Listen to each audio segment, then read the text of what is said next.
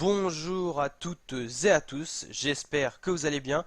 Aujourd'hui pour cette nouvelle vidéo, on va s'attarder sur un point marquant de ce Giro d'Italia 2019 lors de l'étape 20 où Miguel Angel Lopez, lorsqu'il était placé dans le groupe des favoris, a chuté tout simplement parce qu'un spectateur s'est mis en travers de son chemin et Miguel Angel Lopez s'est énervé donc a donné plusieurs coups à ce spectateur.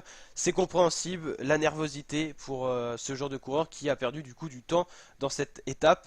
Alors c'est vrai que ça fait déjà plusieurs années où les spectateurs courent à côté des coureurs, en montagne notamment, sont trop près des coureurs et ça donne lieu à malheureusement des chutes, des événements marquants qui avaient marqué les grandes courses, la chute de Nibali qui avait dû abandonner sur le Tour de France 2018 à cause d'un spectateur qui s'était attrapé dans son vélo et du coup Nibali avait chuté et s'était cassé quelque chose, donc un os dans le coude je crois, quelque chose comme ça. Et c'est pas les seuls événements, Nibali aussi lors d'une course avait frôlé les barrières et il y avait une spectatrice où son portable avait volé tout simplement parce que elle avait mis tout simplement trop proche du coureur. Donc ça c'est des événements moins graves quand il n'y a pas de blessés, mais ça peut être plus grave. Bon là Angel Lopez il s'est relevé, c'est pas si grave que ça, mais il perd du temps en général et ça c'est forcément énervant pour les coureurs.